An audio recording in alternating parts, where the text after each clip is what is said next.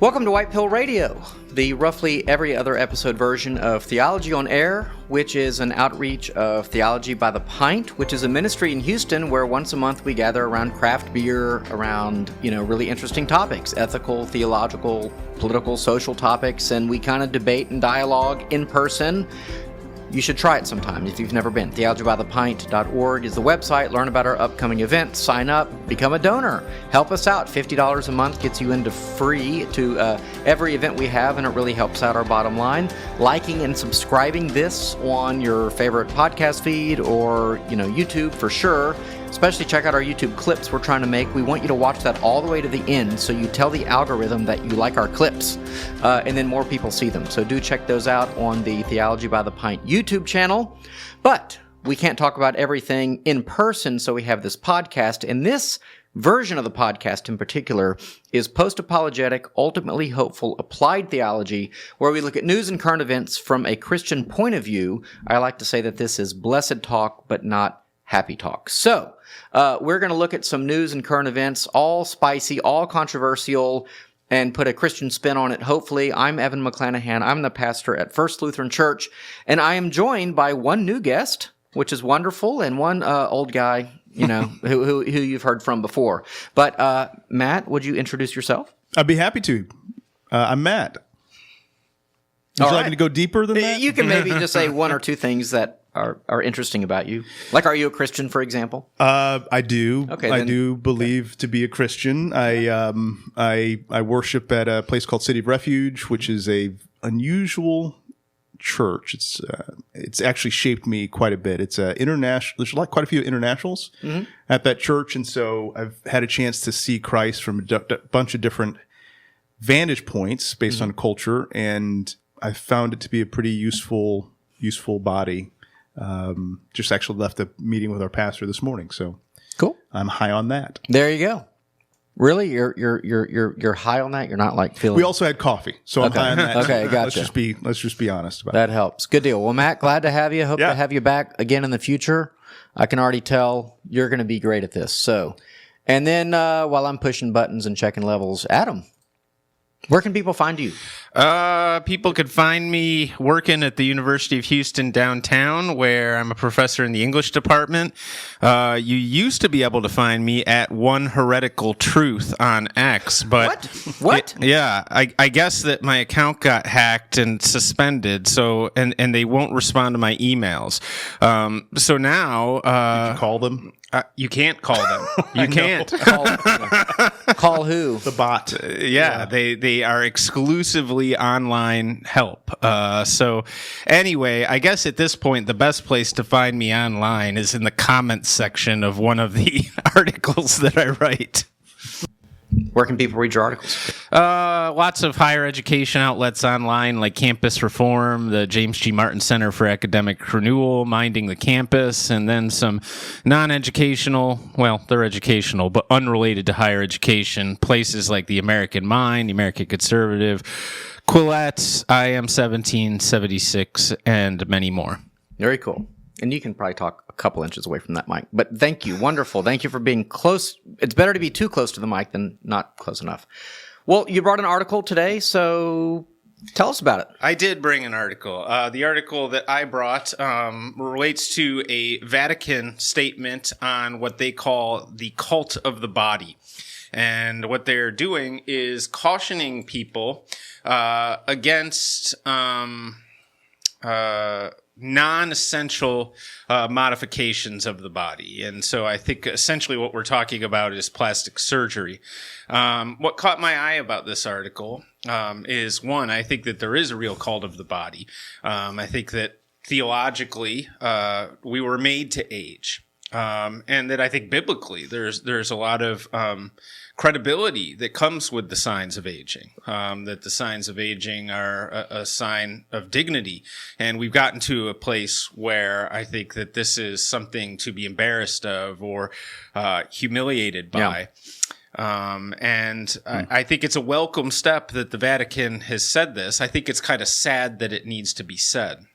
And I think that one of the big things it indicates is sort of the growing mind-body divide. This idea, I think we're integrated selves. Our minds and our bodies and our souls are one. And people are increasingly experiencing their body as purely vessel. Yeah. And what I'm seeing happen to me doesn't reflect the transcendent interior vision of myself that I have. And so it must be corrected. And I think that's leading us to some dark places. Interesting. Yeah. So I would say, people, you could say that we're only bodies, which is what your average materialist or physicalist or naturalist or whatever would have to say. I mean, atheism is, I think, committed to that. You could say we're really just souls. Like I think Oprah famously said, we're like souls trapped inside bodies or something like that, which essentially gives a preference to the soul, that these are just like things we have to tolerate now, but one day we're only going to be souls, But Christians actually teach in the resurrection of the body. We believe that we have a soul, So I would say that we are souls and bodies.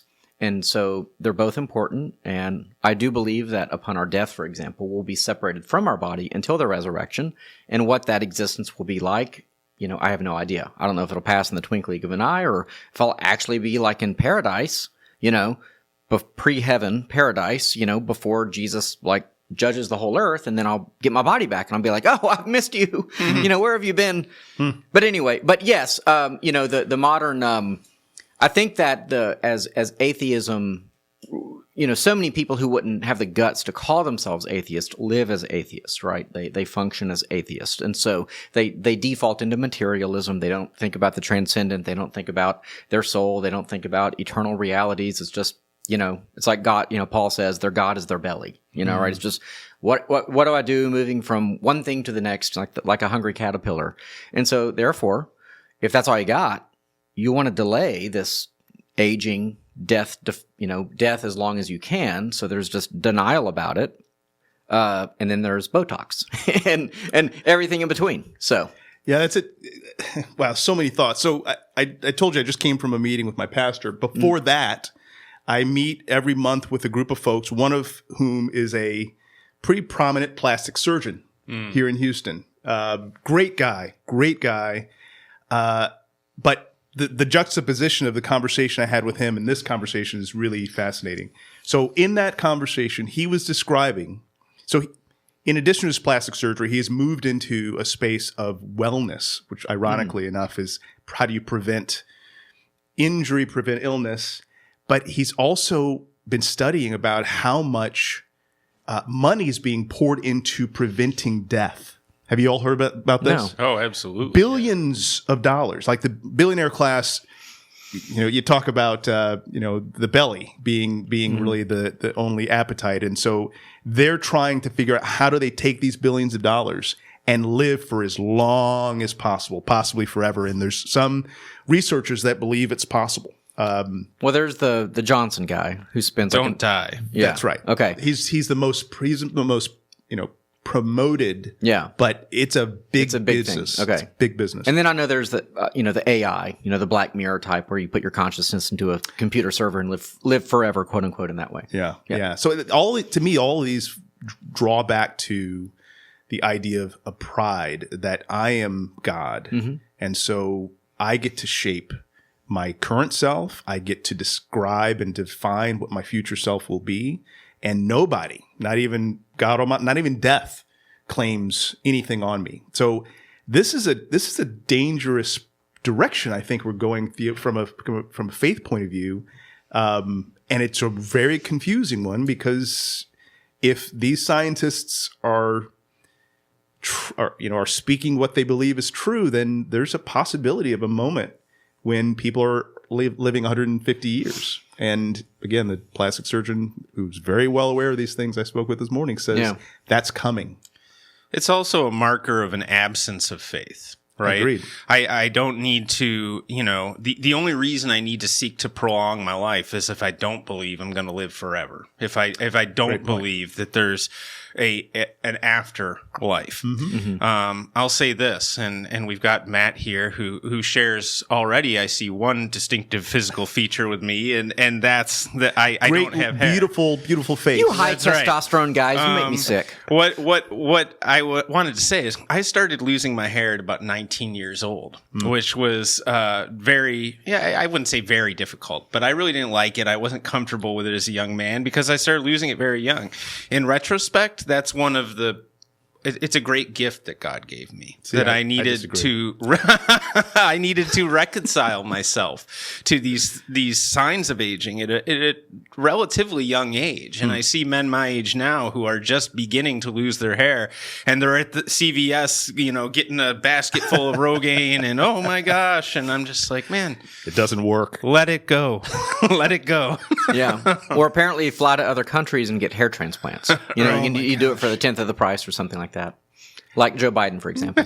Right. Famously got plugs. Okay. Everybody. Again, that's part of this. You're talking about the trends. Everyone, once they reach a certain level of income, not everyone, but a lot of folks who are in the public eye, once they reach a certain level of income or a certain level of publicity, will absolutely move towards plastic surgery. It is so ridiculously common. And I've got a brother who travels all over the place, and he describes these. In Thailand, there's a bunch of Russians that vacation in Thailand for some reason. And there's a term, I don't know if I'll remember the term, a term to describe the women because they all look alike. They've all been dramatically altered by plastic surgery. And it is just a thing that has become normalized in that culture. You mean the Kardashians? Exactly, but yes. It's the same effect where it's like, oh, all of a sudden we all have the same eyebrows, the same lips, and the same boobs, kind the of same a very butt. bizarre shape and a bizarre kind of look. And so there's definitely a trend here, and I agree that it is a denial of a higher power, a denial of God that's entering into culture and becoming normative. You don't have to go to Thailand for that. We've got Mar-a-Lago face, right? Oh yeah, right. This is a class marker, like you said. Right. Once you get enough money, right? And it becomes an advertisement for class status. Is that I've got the right lips and the right eyebrows. So if you remember the Vogue or Vanity Fair did that big spread on all the MAGA people, and they did these extreme close-ups, which looked really bad. But one of the problems is that, and I'm sorry to pick on her because I love her and I think she's adorable, which is Carolyn Levitt. Okay. They did a massive close up of her face, and she's of course the White House spokeswoman. 28.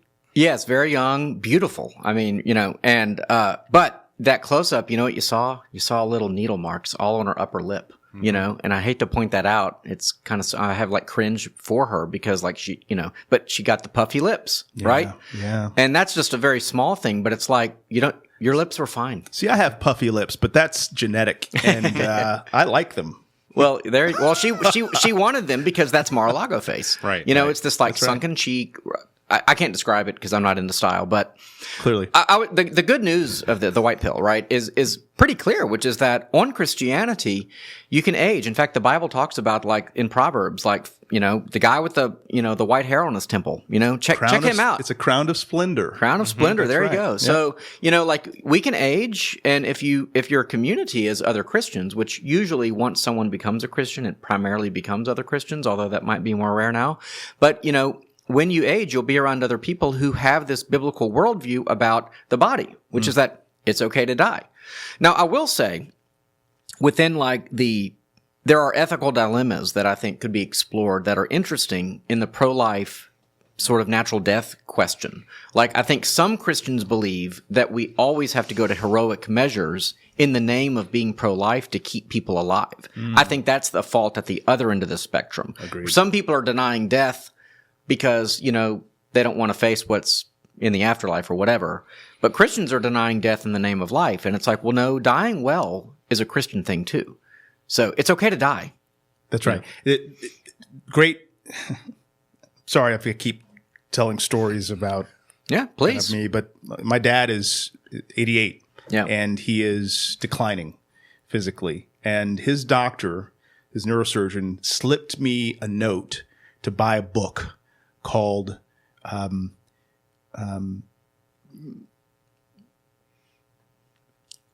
Being Mortal. Okay.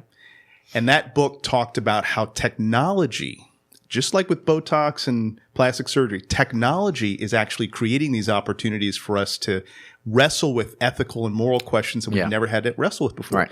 You can now live almost perpetually on a machine, right?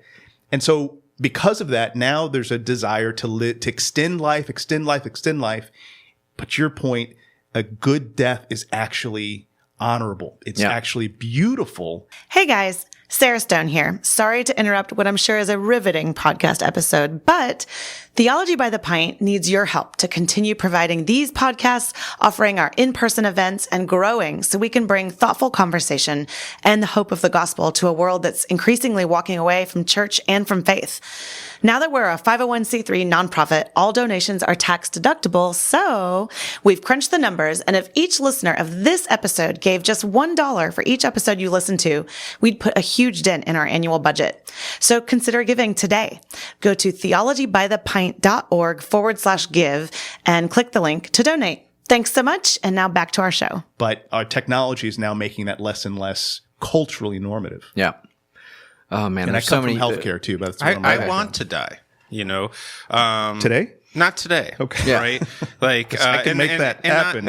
Not tomorrow. Good thing you're not in Canada, bro. But the point is like I think that a proper conception of God's plan is just like God made me to be born. He made me to die, and that'll come one day. And not fearing death. Right. That's another key piece to it. Yeah. I mean, I am afraid of it. I don't want to do it. But I want it to happen at some point because that's what I was made to do. Right. Are you afraid of death or are you afraid of what comes before death? I'm afraid it's going to hurt. I can make that. You jump off a building, it won't hurt. It's not the fall that kills you. It's the concrete underneath. I'm mainly trying to get out as clean as I can. That's Understood. That's the goal. Yeah, I hear you. Spiritually and physically. Yeah, no, I totally agree with you. I think that's all fair. Well, the next article is really just a screenshot of a tweet or an X post that I think is interesting, and it's tangentially related because essentially on the Catholic view, the theology of the body, if you want to call it that. Certainly, these are Protestant arguments as well. That God made us in a certain way to do certain things with our body. That we're going to die. That's not necessarily part of creation. That's like post Genesis 3, but it is now a part of our reality. But there is some really interesting data that seems to be confirming what a lot of us on the kind of right have been saying, which is that a lot of the LGBTQIA plus whatever movement is a social trend, a fad, kind of a peer pressure thing going on. So let me just read this one sentence from this tweet. Among American young adults age 18 to 24, identifying as lesbian, gay, or bisexual, something other than straight or heterosexual peaked in 2022 at 20%, but then fell to just over 15% by 2025. That's a 21% decline in just 3 years. Hopefully everyone understands how stats work and understand how that's a 21% decline. But the point is that if you look at every metric among every age, this is going down, and it peaked in 2022. What was going on in 2022? Well, that was the height of the woke era. You had the George Floyd. So you had the racial reckoning and for some reason LGBT peaked at that same time. I don't know if it was just a holistic kind of revolt against norms, or colonization or white heteronormative. All of a sudden, all these ideas just kind of peaked at once, and you had all the stories of an entire class of kids, 50% of them would be LGBT, which probably was a lot of by the way, because you can get away with that, But it gives you the social cachet of being different, of being other, of being special. This is a minority position that gives you minority rights and special privileges. So the good news, I would say the white pill writes itself, which is that we think this is good. If this is in decline, it proves our point, we think, that this really was a kind of social contagion. And hopefully it'll continue to further decline. So what do y'all think? Yeah, I'm several questions. First off, you gotta show your source. Yeah. I don't know where this came from. I don't know. It's interesting. This was retweeted by a guy named Anthony Bradley. It came it's online. I think it came first from Eric Kaufman, who is a sociologist in Britain. Recently, it's been confirmed by Jean Twenge, who's a generational researcher in the United States. Mm-hmm. And I have much to say about this. I guess I'm going to step on your toes a little bit, Matt. That Sure.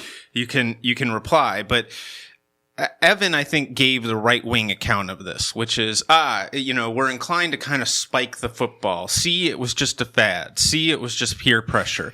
And I think that the typical terminology that's favored by people who are sympathetic to the right is it was a social contagion.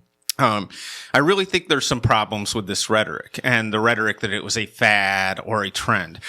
I do think that there was that dimension to it. But I want to talk for a second about the social contagion argument. Let's think about a contagion. A contagion is something that spreads passively. People don't make choices to contract an illness. The left doesn't like the social contagion argument either, because it implies that what is spreading is something like a virus or an illness. But the reason I don't like the contagion argument is because I think it ignores that a lot of this was conscious, strategic identification by young people. Now, Evan asks, well, look at when it happened, right? It just so happened to coincide with peak woke. Is it just that everybody was trying to define norms? Evan correctly hinted that at that moment, I call it the 2020 moment, we were incentivizing people to signify non-normative identities. You get a pat on the head if you are not white. You get a pat on the head if you are not male. You get a pat on the head if you are not heterosexual. You get a pat on the head if you're not an American citizen, because essentially the doctrine of intersectionality, the moral theory of the left, that the more boxes you can check, right, where you're non-normative, the higher your degree of oppression, which means the higher your moral status. But now I think I can explain what was really happening with this. I think that this spike that we saw in LGBT identification in 2020, 21, 22 was actually the product of sort of empathetic, young, normative, largely whites, who were crumbling under the pressure of the identity politics of 2020. And what I mean is there's a sea of young people out there who are white, middle class, Christian, heterosexual, American born, English speaking, blah, blah, blah. In other words, they have none of the intersectional advantages. Exactly. Yeah. They need to put themselves in the victim class. They are oppressors. Yeah. And the point is, you're right, they have put themselves in the victim class. But then why do we see the spike in LGBT? Only because it's the only purely subjective identity category. In other words, if I say tomorrow, well, you know what? Actually, on the inside, I'm black, right? I'm routinely mocked and punished in some degree for that. If I say, well, actually, I identify as Mexican, right? I can't do that. That's ridiculous for obvious reasons. But the one thing I can do is say, on the inside, I like men. On the inside, I feel like a woman. Mm-hmm. And this is the only identity category where when I say that, society says, yeah.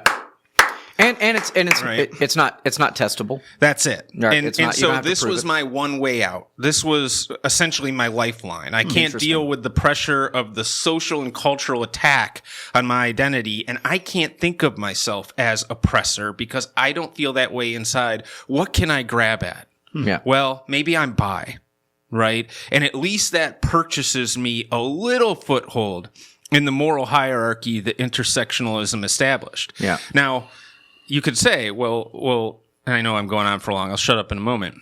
Right, Adam, how does that prove the spike? Well, let's look at when the cliff happens. Right? We fall off the cliff with this identification when the heat of that moment has passed. Right. Right. And now all of these sort of otherwise normal people who had used this as a lifeline said, actually, maybe I'm not. Yeah. Because it kind of goes down in 2022 and then it falls off the cliff in 2024. So what happened in 2024? All of a sudden it was cool. The vibe shift. The vibe shift. Yeah. Yeah. You done? Yeah. All right. Let me jump in. I mean, that's interesting. So there's several pieces here. We'll need to talk about some of this stuff later in the show. But the first question I want to put is this question of right and left. If we can come back to that, I'd like to do that. But but let's stay on topic. So you want to re-question all of reality? No, I'm just kidding. Go ahead. Well, not all, but let's start with just, this is a space. Again, the reason I ask about the data is I'm just curious as to where this comes from. Mm-hmm. I want to stay curious. I don't want to say it's wrong, nor do I want to say it's right. I want to be curious about it and interrogate it. But then the other thing is that what you describe, I can see it in some people who I know who are LGBTQ, but it doesn't seem to be the case in quite a few of the people I know. So I'm hearing you, and there's a logic trail that I'm following. I'm not ready to say that is even a large percentage. So I agree with you 100%. That is not all of that identification. But again, the percentage is the question, right? Right. But I would say that we only dropped 21%, right? Yeah. That suggests, maybe the other 79% might be some other legit, right? People who this is sincerely held identity. Yeah. But I do buy that maybe 1 in 5 people who identified in that era were responding to social pressures and incentives rather than that. I mean, that again, what I'm saying is I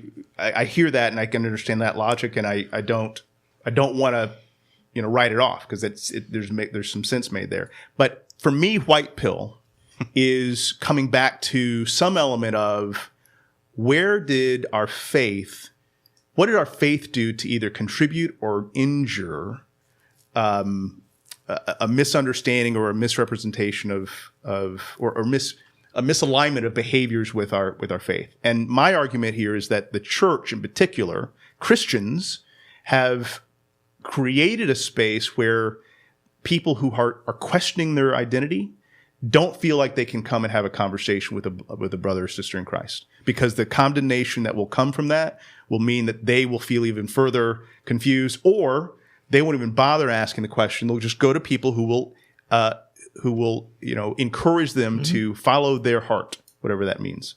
So for me, white pill is this question of what did I do to contribute? And what I did was I didn't love people who are having questions and who are confused, like Jesus called me to love. I was quick to say, your thinking is wrong, and therefore put it away. And I think there's a problem there. So all this to say, this data, I find it to be interesting, certainly. And to your point, there's a logic trail that makes sense. I just want to keep pushing back on the question, all right, so what do we do about it? And I would say as believers, we need to be showing more love to folks who are in a position where they're not sure where they are, from an identity point of view, not less. And this data doesn't necessarily help me do that. Yeah. So if people want to find it, Jean Twenge, whatever, her Substack is generationtechblog.com. And I like the so title. I think you have to subscribe and be a paid subscriber to read the full article, but she does have a number of links to Eric Kaufman's research. So cool. There's a lot of reading to be done. And of course, Adam apparently is writing an article about this, so you can just read his article. We'll see. Right now it's about 3,000 words, so it's got to lose about 1,500 before it's publishable. But soon, maybe next week, the week after that, we'll see. I hear you. That gets hard to do. Yeah.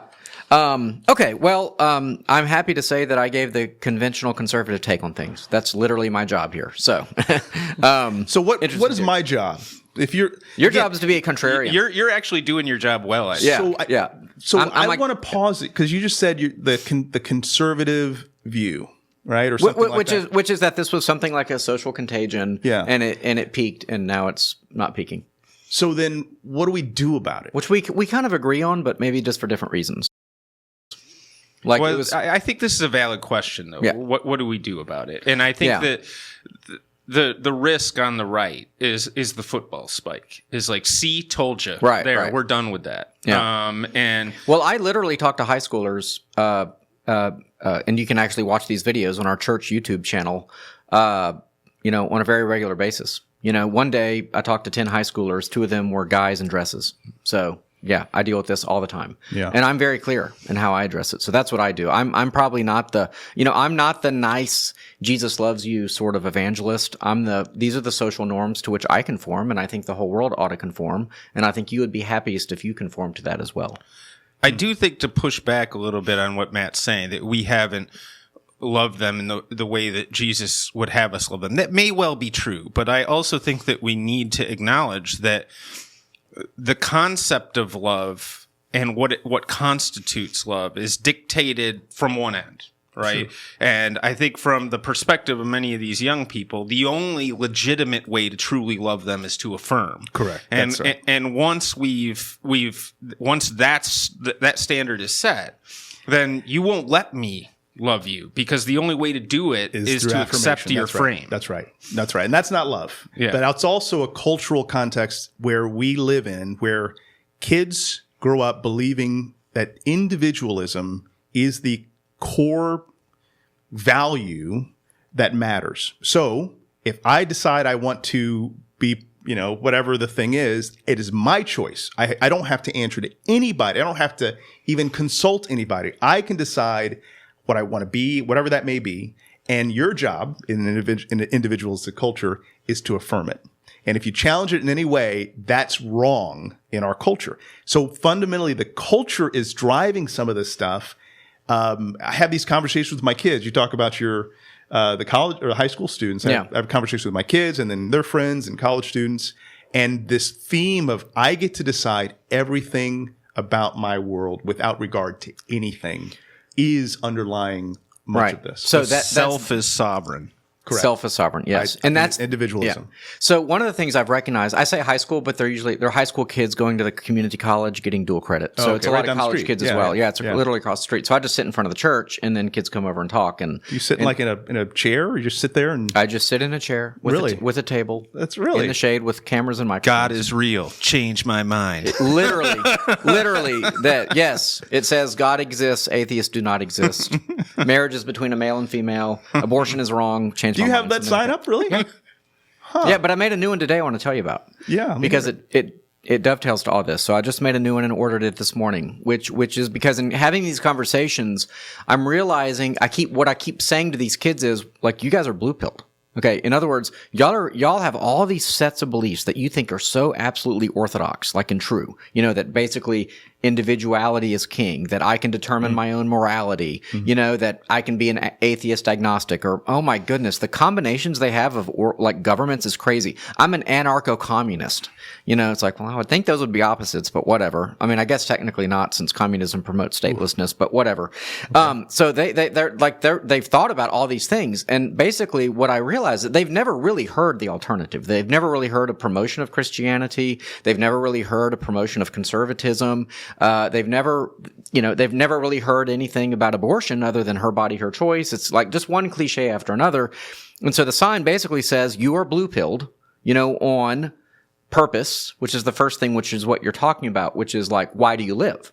Like, do you live to serve God, or do you live to be happy? That's a very fundamental thing. They all assume they live to be happy. It's just they're so blue-pilled, and I don't think they recognize that they've never been challenged to think that they actually ought to be living for God. So they're blue. So I say, I have very few words. You're blue-pilled on purpose, history, faith, something else, and then basically I say, talk to me to enter reality or something like that. So I'm trying to be provocative. I always want to be provocative. In that way. What do you find? Do you find that there's openness to engage in conversation? Yeah, some days I'm surrounded by like 8 people. And what's the nature of the conversation? I mean, is it hostile? Are they curious? They're arguments in the best sense of the word. Yeah. Now that said, if some kid comes to me and he's like, "Man, I'm having a hard time with my family right now," that's not a hostile conversation. That's a how can I help? Yeah. How can we help? It's a pastoral kind of. But if someone, for example, has blue hair and they're on the trans spectrum and they really don't like what I have to say and they really think a woman can kill her own kid at any time in pregnancy, yeah, that's an argument. So yeah, that's interesting. I mean, I would love to sit in on that. Come on. Like, I'm curious about, does that produce the outcome that you would hope? Yeah. That's a good question. And again, there's different theories around that sort of thing. I think that what I think is that you have, if kids are blue-pilled and they've never really heard the alternative, you have to kind of break through. You have to pierce the veil. Yeah. Of like what reality even is. And I think you have to do it. I mean, like Charlie Kirk, what did you think of his style? So I didn't know who Charlie Kirk was. Okay. Right. So that by definition, that makes me, that puts me in a box, right? We were talking about that off air. A lot of people didn't. I've heard that story many times. Yeah. I didn't Who know is this guy? Part of it is my own media connection. I try very intently to not consume media because I find it to be the perfect resource for the evil one to break apart a society and confuse people, right? So I don't want to be a part of that system. But I did later hear about how he operated, and it sounds somewhat similar to what you're describing. The people that I tend to hang out with, quite a few whom do not know Christ or have a hostile perspective of Christian. Let me say it differently. Not a hostile perspective of Christ, a hostile perspective of Christians. Sure. And so those folks, generally speaking, when I come at them directly, that hostility and the doors and the barriers go right up, and I can't talk to them again because they put me in a box. And so I tend to try to come around the backside and go, all right, well, tell me how you believe that and where did that come from? And I usually, I'll say what I do is I usually ask questions. Yeah. It's usually not Socratic. I'm not saying I'm smart or philosophical, but it's usually a question asking thing to kind of force. And that's how you pierce the veil, I think, because I ask questions that I don't think have ever been asked.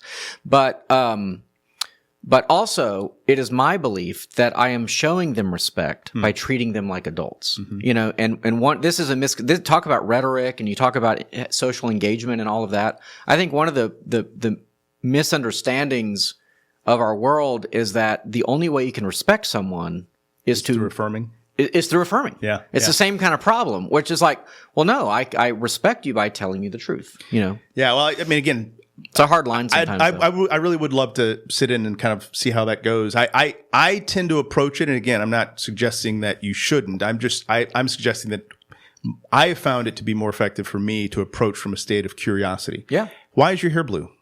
What does that mean? Tell me about that. Yeah. And you'll start to hear stories that and then I start to understand where they're coming from. Yeah. And then I can generally find some logic breakdown, which I think is probably what you're identifying in some of the, what you call it, the anarcho-communism. Yeah. Right. You could find the logic breakdown and then you point it out to them, maybe for the very first time. And so that may hopefully trigger in them a recognition. Oh, wait a second. I maybe haven't thought through this very well. Also, a lot of these kids are smarter than me, so it's they're not dumb. That's for sure. But wisdom is I think is what's lacking. Yeah, that's what. Speaking of wisdom, let's talk about your Open AI article because that seems to be all about wisdom and so forth. So. Look, a lot of what I've been doing over the last probably 6 years has been studying technology and its effect on culture. Probably more like 10 years, really, and. With every iteration, I get more and more nervous. So that's what's led me to the point where I'm really pulling back from tech. Although I have a computer open right now, ChatGPT is actually right here in front of me. I was going to demonstrate some things. But this article is one that actually gets to a real interesting nub of where we are in society right now. So Anthropic is a competitor to OpenAI, ChatGPT, right? Anthropic had a huge $200 million contract with the government to do all sorts of things. And Anthropic had 2 points that they were uncomfortable giving the government permission to do. And one was around mass surveillance, and the other one was around giving autonomy to their AI to make decisions about killing. And those were really the 2 pieces that they had some concerns about.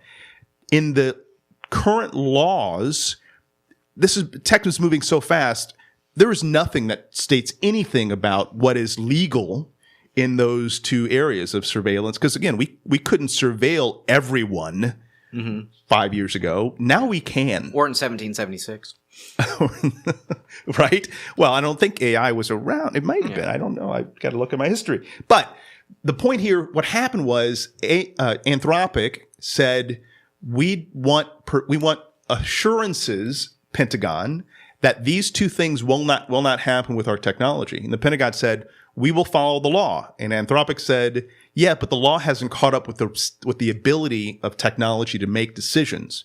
And it went back and forth to the point where the Pentagon really, really turned up the heat. So it gave them a short deadline on when they had to decide, and then was going to, when Anthropic said no, which surprised me, incidentally, because there's a lot of money at stake, the Pentagon began moving all technology from Anthropic out of the system, was going to list Anthropic as essentially a, I can't remember the term, but essentially a bad actor. So no contract could go to anybody in Anthropic in the government. So then shortly thereafter, once that broke down with Anthropic, OpenAI, which again is the competitor, they rushed in and said they would be happy to provide the same level of service that Anthropic was offering without any conditions. And so what we're seeing now is technology. I mentioned it a moment ago. Technology is creating opportunities, if you want to call it opportunities, possibilities that we've never had to consider before. And so from an ethical and a moral and a faith point of view, we are now wrestling with big questions. And on this one, one of the big questions is, how does a private company make moral judgments, and how does a government make moral judgments, and where do we as believers, where do we factor in those two dynamics? It's a very interesting moment. Yeah. Can y'all excuse me for a minute? I need to go into the corner and suck my thumb for a while. Yeah, I mean, a lot of the times that's how I feel. Like, I mean, it's pretty wild. Yeah. Yeah.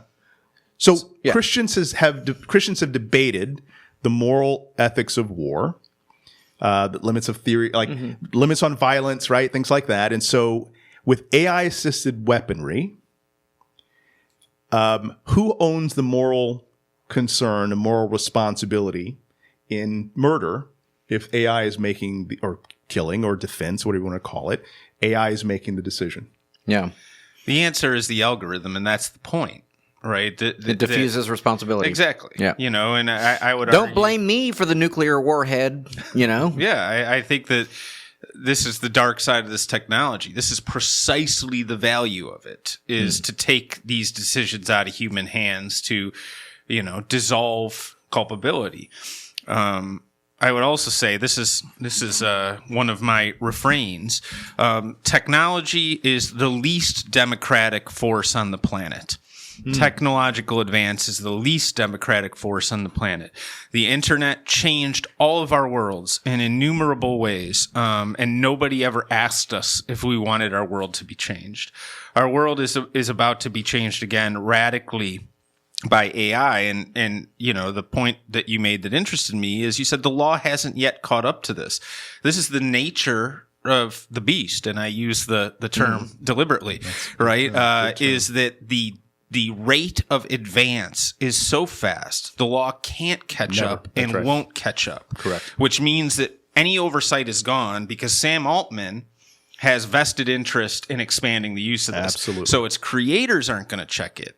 The government can't check the technological advance because A, they need it for geopolitical competitive purposes, and B, simply because it's moving too fast. And the three of us have absolutely no power at all. A, because we don't understand the technology to a sufficient degree to call for any particular modification, and B, because we don't have a public platform or legitimate power to address it. I don't know. Let's start a movement right here at Theology by the Pint right now. Let's do it.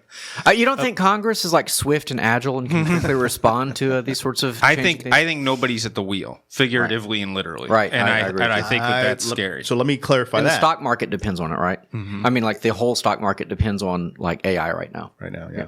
It's not that nobody's at the wheel. It's that the incentive for money is actually at the wheel.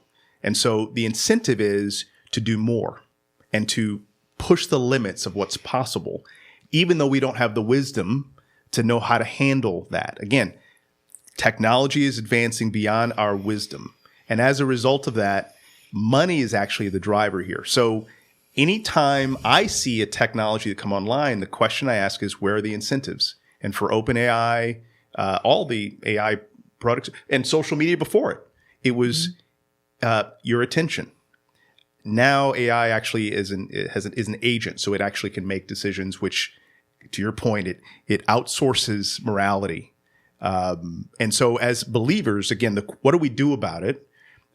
for me at least, is as a believer, there's two things. One is to become very, very, very cautious about the technology, put up very strong barriers around use, never use technology for emotional support, which I'm seeing that happening all over the place now. Young people ask about that on the corner. AI about girlfriends, boyfriends, Yeah. AI best friends, AI parent, AI. Why can't we just suck our thumb in the corner like we used to? You know, Well, it's coming. I would push back a little bit on the money's at the wheel thing, Okay. right? Because I think for somebody like Sam Altman, Money's not driving him. no, it is. Okay. My point is that Sam Altman's not the guy who's writing the code and building the algorithm. These guys are guys, I think many of them, who are motivated purely by the question of, can we do this, right? Do we have the ingenuity? well, it's back to the God thing. I mean, Oppenheimer talked about living this. living forever because AI is right. a way that will live forever, right? Oppenheimer talked about this, though, late in, I think, the 60s, where they asked him about the Manhattan Project, and they said, well, your guys were motivated to beat the Germans, right? That's what was driving you guys. And his answer, I'm paraphrasing, was more or less, no, we just wanted to see if we could do it. And I think that's why, like, the people who have some degree of control over this, not as a commodity, but as a technology, are not willing to check it because they want to follow the idea through to its logical end. This is why men shouldn't like be in God. charge. Yeah, exactly. Yeah, because men are like, what can we do? Right. You know, women would be like, stop. We have Should to. we do it? Yeah. Right. You said that I cut you off. You said becoming like God. Oh yeah. Yeah. So the idea that we want to become like God, that means we want to be able to do everything. Yeah. Everything. Live forever. Be in a computer program. Well, don't Total worry. control. Sam Altman is a good guy. He's the kind of guy with the kind of worldview that we want leading this sort of thing. correct, because he has a boyish face, so Yeah. he must be a nice guy. Yeah. These guys are, and you make the comparison to men. The analogy I draw is we're sitting around 10 beers deep on the 4th of July, and we blow off one firecracker. We say, wow, that was Yeah. awesome. And then we say, what if we twisted like 5 of them together? Yeah. Right? Yeah. What if we attach it to a remote control plane Right. and we put it on each side and now our plane has missiles? That would be cool. Right. Yeah. That's what these people are doing. Yeah. And Yeah. the only function is, hey, let's see what it does. So again, you mentioned the idea of conservative versus liberal. Let me challenge this question of conservatism, because one of the things that this whole dynamic is bringing to light is the centralization of power in our government. And my understanding of conservatives was that has forever been a huge concern. I'm not hearing conservatives saying, wait a second, you mean our government will be able to mass surveil? Wait a second, that is not the deal that us conservatives, whatever that means. It really depends. So to sketch it out, like, because I'm in honor of our nation's 250th, I'm trying to read biographies of all the presidents, but I'm only through Jefferson so far. So, right away you had the Federalist Republican split, right, where essentially Adams, and later Washington, certainly Alexander Hamilton were in the Federalist camp, and all the Virginians, Jefferson, Madison, and Monroe, presidents 3, 4, and 5, were all hardcore Republicans who advocated for an agrarian society, very limited, very, weak central government. Although when they were president, they used central power. But, so this goes all the way back, right? Like, how big should the government be and how invasive should it be and all of that. If you look at, fast forward to JFK assassination and who really did it and why, essentially, I think the case has been made and certainly could be made that it was conservatives that killed him for fear that he was a pinko commie. that he was basically not a sufficient cold warrior, that he was looking for appeasement, or rapprochement with, Khrushchev at the time, and certainly Cuba. And so basically, look, man, we need to go bomb the whole world. We need to, be dropping nukes. We need to be testing nukes. I mean, one of his only accomplishments, really, one of the main ones was this nuclear anti-proliferation treaty, in the summer, I think, of 1963, where we basically agreed to stop testing nukes. And, and it was like pulling teeth to basically get the Soviet, to get America to agree to this, because it would be a sign of weakness. Long story short, so conservatives at that time, right, post-World War II, the conservative at that time was basically someone who believed in American hegemony, big government, all the sorts of things that would lead to a surveillance state, like an all-powerful, empirical state. So what do you mean by conservative? Like, do you mean an agrarian view of limited government and individual rights? Or do you mean the preservation of an empire, right? I'd give my take on that too. I would quibble with the idea that conservatives are against centralized government. Like, really? Yeah. What I would say, you notice that what Evan said was that these guys were advocating a weak central government. In other words, early on, you mean? Right. Yeah. The question of consolidation and centralization is a different question than scope of power. Right. And so I think, at least in my strain of conservatism, what we would want is a very limited scope of power within a very centralized government, because bureaucracy is the opposite of centralization. And that's when culpability diffuses. In a monarchy, if a decision comes down, we know exactly where that decision's coming from. Right. So what I'm getting at then is the question of are you a conservative if, because of the administration, you're okay with the possibility of mass surveillance technology being normal? It seems to me the salient issue here is privacy, right? And what I would say is, for conservatives, like, you can't be for that. You can't be free if you don't have privacy. Exactly. Yeah. Correct. Yeah. So I'm not disagreeing with you. I'm just saying, like, the word conservative, I think, kind of has meant different things at different times. Well, thank you. And that's a good point. That I should have mentioned conservatism over the last maybe 50 years of my life. Right. So. I would say this. I think that right now conservatives ought to be pushing back on AI print in general. I think we should bomb the data centers myself. Like literally nuke them into oblivion. Let me just clarify. I don't agree with that idea of bombing anything. Not with people in it. Not with people in it. Yeah. Just the box with the computers. They're listening right now. Yeah, actually, they no He's joke got at all. ChatGPT up right now. Right. Yeah. Thanks a lot. I meant to tell you, turn that off. So wait a second. So,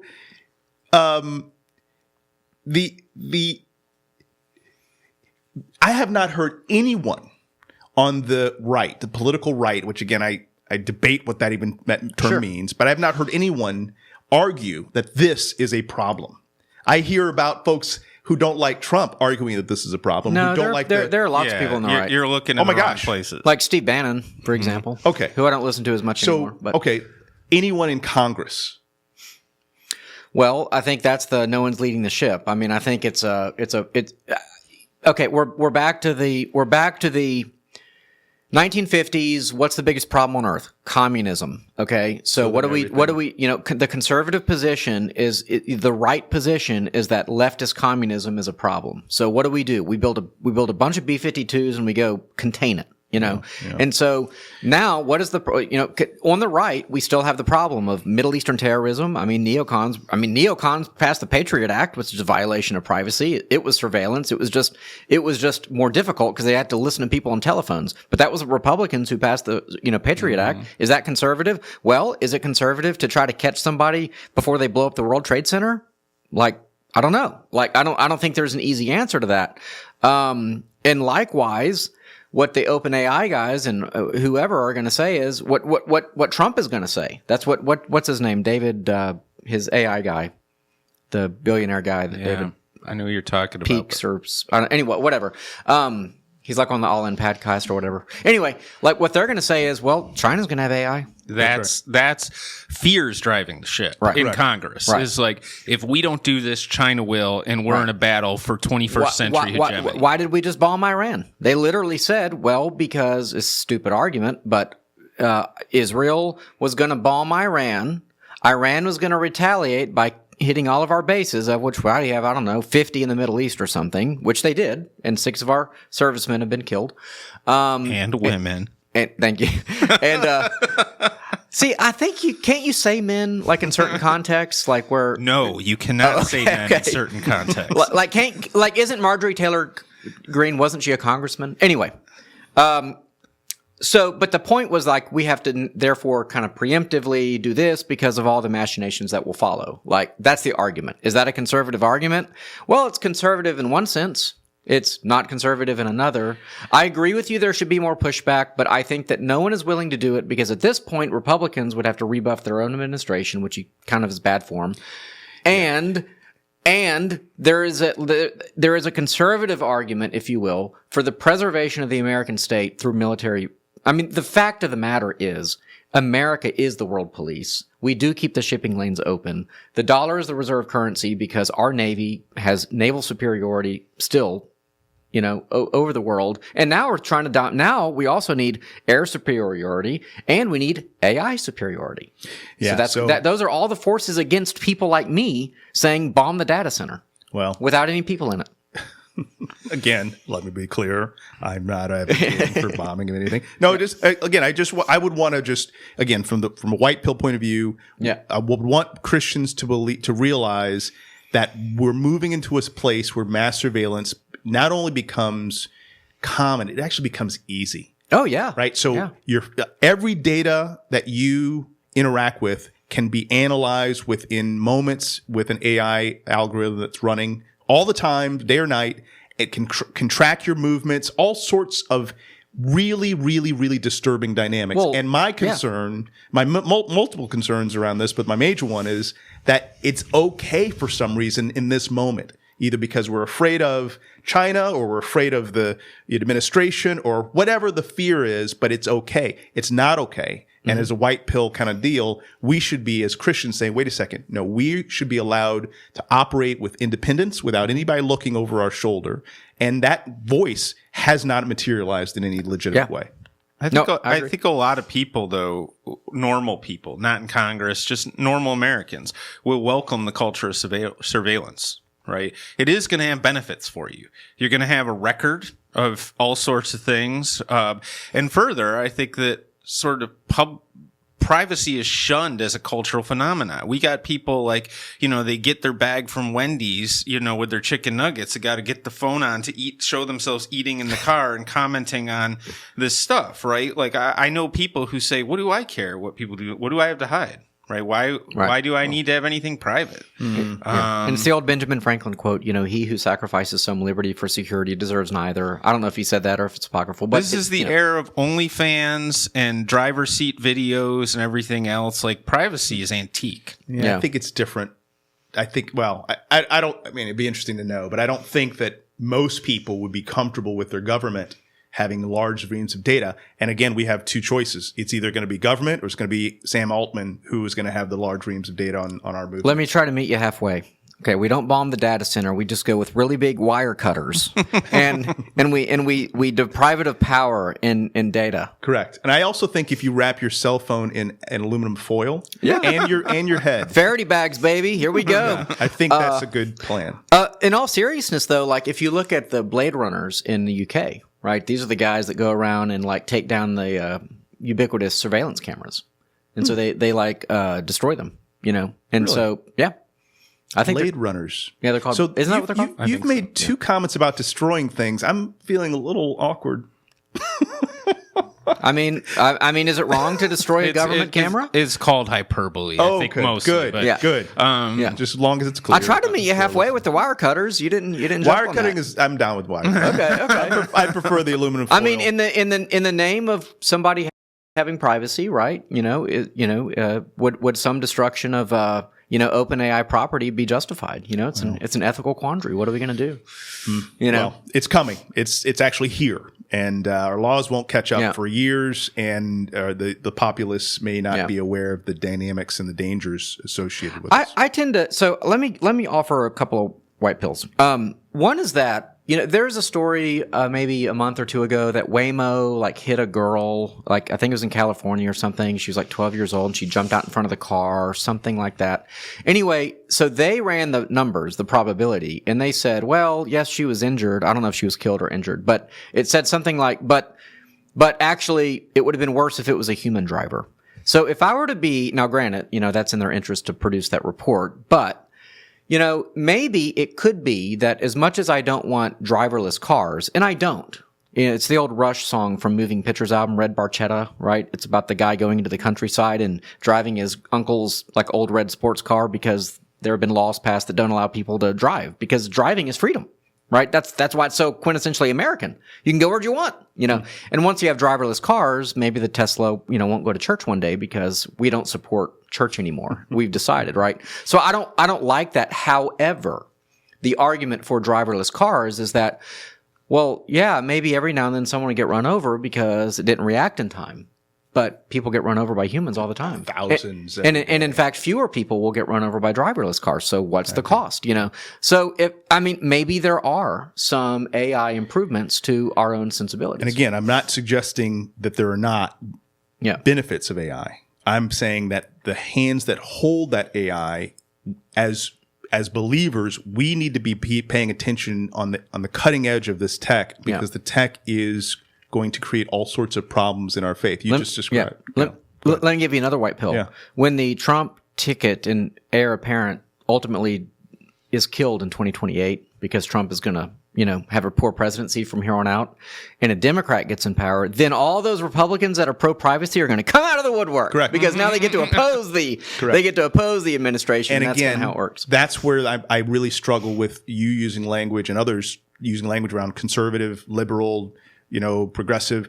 No, we are believers, and our politics are driven by a third way. Sure. So I'm not a conservative. I'm not a liberal. I'm a believer and follower of Christ, and that causes me to do things that are independent of how my elected officials operate and my elected officials don't operate. No, I hear you. It's a big transition moment, by the way. Well, yeah. Speaking of, there's a guy running for Senate here in Texas.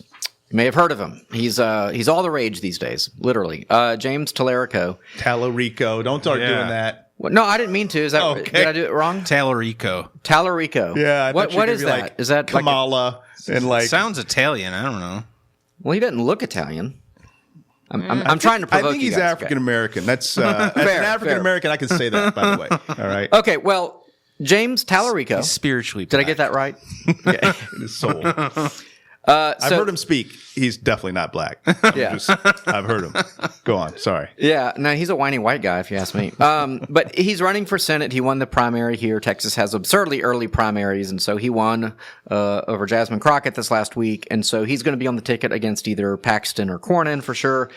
But who is he? Well, he's a guy that is in the Presbyterian Church USA. I don't know if he ever got an MDiv, but he studied at... I think he's studying it now. He's studying it now? Okay, so he's basically a progressive Christian. He's the sort of Christian we try to, highlight on this program as part of Theology by the Pints ministry. We're sort of always looking for progressive Christians to say these sorts of things because that's where the divide is largely on the Protestant world. It's kind of between like liberal or conservative. Sorry, I mean I kind of have to use certain, I know, we'd have to, but who is he? So there's an article have to like it. So fair, no, absolutely not. I mean I don't like it either. I just for the sake of moving forward, we have to Okay, so this is an article from First Things. There's a million posts and articles about him right now, but this is just one to give us a jumping off point. James Telarico wants to, quote, reclaim Christianity for the left, end quote. That's the title of the New York Times interview with Telarico, currently running for Senate in Texas, and the phasing is revealing.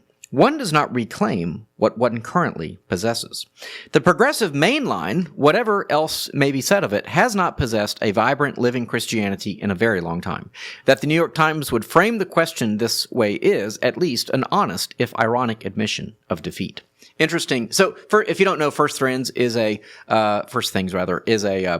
conservative, largely Catholic, publication that produces long-form content, essays on social content. It's an excellent magazine. Anyway, so they talk about Telarico and basically how he, as a theologian, if you will, certainly a student of theology, he looks like he's going to be an excellent candidate. He kind of checks a lot of boxes, and so he looks like he would be a good vessel for the Democrat Party to kind of win over some votes, be a kind of a Christian, but just a little bit more progressive than maybe some of us conservatives. Let me read a little more. He says, the trouble isn't the vessel, it's what's in it. Strip away the polish and the TikTok virality, and what Telarico is offering is the same program that has been on offer from the mainline left since at least the 1960s. A Christianity evacuated of its doctrinal substance and refilled with the priorities of the Democrat National Committee, if not the Democrat Socialist of America. He tells Joe Rogan that God asked Mary for consent, quote-unquote, before the incarnation, and presents this as proof that the Bible sanctions abortion.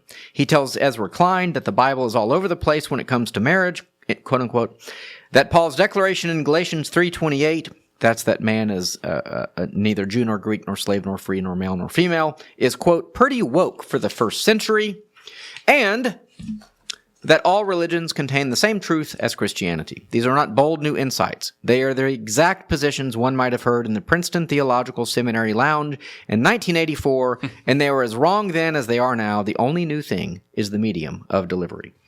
And he goes on to talk about the PCUSA, which is one of the big Presbyterian denominations, which is dying. It used to have 4.25 million members in 1965. It now lost 49,000 in 2024. It's probably well under 2 million, probably under 1 million by now, in any meaningful sense. The ELCA, which I used to be a part of, was 5 million when it formed as a merger in 1988. It's now well under 2 million. So all these big liberal mainline Protestant denominations are dying. They've all embraced leftism. They all have embraced, as he says, Democrat talking points. Essentially, that is the gospel. That is what they talk about. So whatever the issues are, whether it's inequality of poverty, of wealth redistribution, of LGBT issues, of course, of abortion, down the line, there is no daylight between what your average political leftist and what these denominations advocate. And so you have then a lot of denominations that have left those denominations, like the one I'm in, or the Anglican Church in America, or the Presbyterian Church in America, which is slowly growing, as our denomination is also slowly growing. You could kind of go down the list. It's pretty interesting. Telarico is therefore presented, and there's a lot we could talk about with this, but time is short. There's a lot, basically he seems to be presenting, therefore, this merger of politics and Christianity, which is palatable, right? That Christianity tells us, that we ought to be loving towards the poor, that we ought to be considerate of the woman who has a troubled pregnancy, and all of that. So it's basically leftism with a Christian veneer, and that's how they are going to try to sell it. But my main argument that I argue on this show and at every single event that I possibly can is that leftism and Christianity are not compatible, that you have to choose, that they are competing religions. And people like Masham, who is a Princeton theological guy, argue this, that liberal Christianity is not Christianity. This was over 100 years ago now. And so that's all he is, Telarico. And so as one example, and there are lots of these clips going around of his sermons. This is from Protestia's Twitter X feed. Texas Senate hopeful James Telarico uses the Gnostic Gospel of Thomas to prove that Jesus was a feminist, offering that men must not be male, but must be female and vice versa. And basically his argument is that something like the Gospel of Thomas used to be in the Bible, but was omitted, which is a total falsehood. So you can't really trust him right there. And anyway, and the Gospel of Thomas is essentially a Gnostic text. So it's separation of we talked about this earlier, separation of the soul from the body in such a way that identity is not, connected to your biology, which is why people today are saying the trans movement is Gnostic. That's why we're saying that, because it's a removal of body from soul. And so he's going around preaching things like this, and it is a total inversion of Christianity. So I would say, to summarize, James Telarico is not Christian in any meaningful sense at all, but he will cynically use the language of Christianity and the social gospel, if you will, to convince voters that he is. Yeah, I think it goes back to what we were saying about sort of the culture of individuality and affirmation. I mean, that's the one thread that runs through all of Telarico's positions on Christianity, is that properly understood, what Christianity must do is affirm, whether it's affirming the abortion you want, affirming your gender dysphoria, affirming your sort of political status despite your non-citizenship, whatever. Like that's Telarico's Christianity, is that we must affirm. And, I'm reminded of Carl Jung. Few people know his book. I think it's in his book, Modern Man in Search of a Soul. And he talks about the 19th and 20th century church getting wrapped up in essentially collective metanoia, right? Trying to transform society rather than to transform individuals. Metanoia is the name of one of your books? That's true, it is. And it's the Greek word for repentance. Yes. Well, really, it's the Greek word for to think again. Some people would say that repentance is kind of a bad translation of the Greek. But the point is it's about transformation. And Jung argues that we sort of took our eye off of the ball that, sort of Orthodox Christianity puts on what we're about is transforming people, a transformation of the heart versus sort of a transformation of systems. Yep. And it seems to me that what Telarico is very interested in is Christianity as a vehicle for transforming systems. Certainly not transforming individuals. They don't need to be transformed. They are perfect, in his words, I think, perfect as they are. And so there's no work to be done there. But by the way, this is what we call liberation theology. Yes. Right. So it comes out of the, Pope Francis was reared in that in Argentina. So it was certainly in South, America. It's essentially, I would argue, a form of communism, with a Christian veneer. So it's been around a long time. You have various strains of liberation theology, black liberation theology, so like James Cone, who was very influential of Jeremiah Wright, who was Barack Obama's pastor. So when you remember all the hubbub around who Jeremiah Wright was and all the sermons, that were so inflammatory he gave, that was just mainstream black liberation theology. It wasn't anything. It also had been around for decades. Nobody had just heard it because it wasn't mainstream. But it's almost the only thing my seminary talked about in the ELCA at the time. And it's what the PCUSA talks about. So yes. So that's fair historical framing. And I'm sorry there's not a more progressive person here, although let me get to the mic, y'all. I'm letting you get your I hear you. Letting out yourselves. You're letting us punch ourselves out. This is the rope a dope. You're just getting the rope out, and I'm gonna just string it around you. So let's keep. Are you ready? Let's go. I hope you're sitting down. Oh wait, you are sitting down. No. So let me start with a couple things. I gotta really, as a brother, I wanna caution language like this. Telarico is not a Christian. Okay. That is an extraordinarily dangerous, in my view, comment for a couple reasons. One, you don't know the brother's heart. Two, I do know his heart. You do? He's communicated his heart over and over and over again. You know his heart. Yeah. See, so that's my point. Do words matter? Because when we are confident that we know what's inside another human being, what that does is it creates a situation where now we can sit in judgment over them. And that is that's the dangerous part. I'm trying to prevent his judgment. We know that guy, so I know what his heart says. Therefore, I can tell you that he is not a Christian, as opposed to, like all of us, we have broken theology all over the place. Okay. We just may not be aware of it. But we're aware of his broken theology, and so we can then stand in judgment of him and say he's not a Christian. I think that's dangerous, but also I think it's not white pill at all. I think that is exactly the opposite of what is the what? Well, first of all, what is a Christian? I would see what is it? Believer in Christ. Okay. Now again, the theology around that, yes, we can have debates and conversations about that. So if we fundamentally believe something different from what Christ taught, how are we a believer in Christ? That's not the question. No, it's not the question. Because if the question is we don't agree on something around Christianity, then there are some things. Not things, central things. Okay, so give me an example of a central thing in Christianity. Jesus is not God. That's a central. Well, isn't that central? I would say Jesus is God. Right, exactly. So if James Telarico says he's not, is he a Christian? So hold on. And you're saying, tell me, how do you know he says Jesus I didn't. is not I'm God? giving an example. Oh, okay. I'll move on from there to what is central. Okay, again, I don't know where he is on Is homosexuality central? Let me stop. I don't know where he is on the former question you said. Right? I don't know. And I have heard him speak many times, and I've heard his theology. Here's another question, another way to frame it. What overlap is your theology and Telarico's? You don't know. You've only heard some fraction that it comes from an article that clearly doesn't like the guy. I listened to his interview on Joe Rogan. And from those two touch points, you know the man's heart. I think I could split the difference here. I mean, I think that I don't know James Telarico's heart.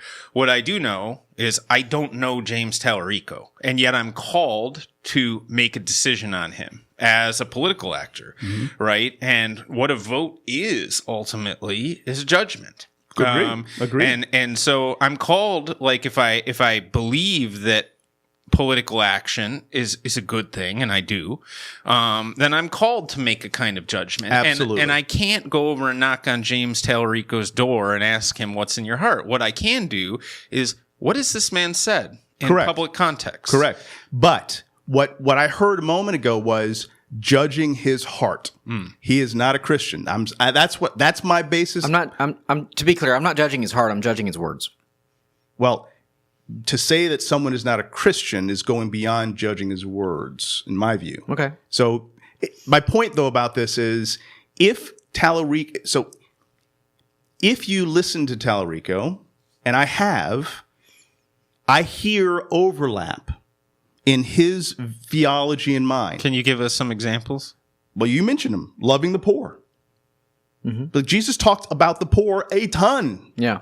So why is that something that should be a place of I didn't say it was. Place of what? Well, I thought you did. Yeah. No. Because you mentioned loving the poor, caring for women.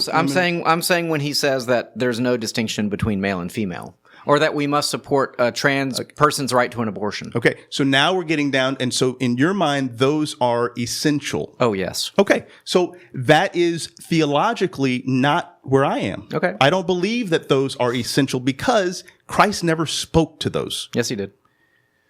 Okay. So, all right. Is abortion murder? Fine. We're not going to go there because that gets into the very place that, in my view, is not white pill. Okay. There are certain things that are... The truth is white pill. We have to speak the truth. And you know the truth. And that's the point I'm getting at. You know that he is not a Christian. And making that statement... Hang on. No. Making that statement is horribly dangerous because now you stand in judgment of his heart. Do we have a right to judge? Of course. Okay. So what am I doing wrong? You're calling someone that you do not know a non-Christian. I know. I'm judging his words, and based on his words, he is violating central commandments. Yeah. Central. So here may be why you don't want somebody that has a different perspective on your show. I do. Because I do want them. If I said to you something that Telarico says that in your mind tells you I'm not a Christian, I might just be confused. Might that be possible? That I just don't understand? He might be, but he's a seminary student, so he's a really smart guy. So therefore, because he's a seminary student, he should know better. Do you see how that shows up as judgment, a Christian judgment around the person's heart? So I would also say that, like, let's take the poor thing though. Point granted, right? Like we're called to care about the poor, right? I don't think that it's that simple, and I think it's kind of pat to say, oh, okay, well, we're on the same side, because the question is, okay, what's to be done about that? Correct. And in Telarico's mind, what that means is a generous welfare state that we're obligated at the level of the nation to provide various services and rights. So let's debate that. Okay, so that's my point, is that, like, Jesus, and again, we could nitpick scripture all day, but, like, one of the things that sticks out in my mind all the time is the alabaster flask, where what are you doing with that? We could have sold it and given it to the poor. Jesus said, the poor you'll always have with you, right? Which seems to me to be a pretty powerful statement that, like, this is a misguided view. If the through line in your political activity is we're going to eliminate poverty, no, you're not. Fair. But again, I want to be clear. What I'm bringing up here is not a debate on the policy or the policy implications. I'm debating this question of judging this person and their heart as it relates to their their connection with I'm You not- guys are talking at cross purposes. What you're wanting to do is a theological reading of Telarico, misguided as Telarico's view might be. You're wanting to give a political reading of Telarico, and I think that they're both valid. Fair, but again, a political reading is I don't like his policies, and I'm down with that.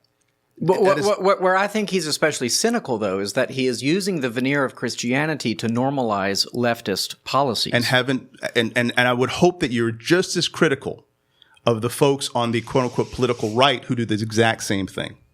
Yeah, but I don't. Are you? I don't know anyone on the political right advocating that trans people have a right to an abortion, Or that Mary consented. or that Mary consented. That's what he said on the Joe Rogan show. Those Those are radical views that place him far outside of orthodoxy. I would say, I didn't really get to expand on this, but I would say that the reason that you can say that someone is out of the bounds of Christian is that there are primary, secondary, tertiary issues. On tertiary issues, sure. Should Christians advocate for the welfare state? I think a Christian in good faith can advocate for the welfare state. I'd probably disagree with it because it doesn't actually help the poor, but if you want to argue that, I would say that's a tertiary issue. Then you get into more primary issues like the divinity of Christ, okay? But, the authority of God for his law to be binding, say the Ten Commandments, like that's primary. Like, I don't think that you can violate the Ten Commandments openly. I don't think you can justify thievery and then say, I'm a Christian. I'm a thieving Christian. I think the same thing would be true about murder. I don't think that you can advocate for abortion in the way that he does, given the responsibility that he has, and be a Christian. I just don't.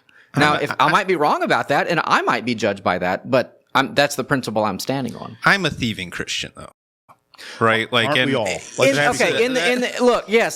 the sense that we're all sinners, yes. But the different. So, like, I'm an adulterous man. Correct. Okay, because I'm I look with you, brother. We all are, right? That's why Jesus had to say, if you ever look at a woman with lust in your heart. However, there is not a single consolidated group of men who are going to the church as an organ and saying, I am an adulterous man, and I want you to justify my adultery. My adultery is good. My adultery is good. It's even holy. That is exactly what the LGBT movement has done. That's what the abortion movement has done. They have gone to the church, and they have won in the mainline Protestant churches. They have won. They have put it to a vote, and they have won. That's why there are the NALC and the PCA and the da-da-da-da-da, because they won politically, and they said, abortion is good. Homosexuality is good. Not that it's tolerable or acceptable or we can be kind to homosexual people, which of course I agree with. It's that now that behavior is, and by the way, the next step from it being good is that you better celebrate it. That will happen. We're already there. I think we're there too, but it's going to become more and more a thing where if you, for example, are a church who declines a pastor on the basis of his homosexuality, you will be summarily kicked out of the church. Your congregation, that is, will be kicked out of that denomination. They will take your property and sell it for the $2 million that it's worth, and they will laugh all the way to the bank. That will happen. So over and over again, I keep asking the question, so what do we do about it? And what I hear in some of the language I've heard just in this section is one of a disregard for the Spirit, a disregard for the possibility that our own theology might need some adjustment. And that possibility, not saying it does or doesn't, that possibility creates humility. And pride is underneath all of the damning things that happen in our society and in our individual lives. I am a prideful dog. That is why I still, after being married to the most wonderful woman in this entire world for 27 years, I still have lust in my heart for other people because I'm a prideful dog. I hear, and I want, to me, there's a white pill element of humility that's got to come into this space. Otherwise, it is too easy for us to point fingers.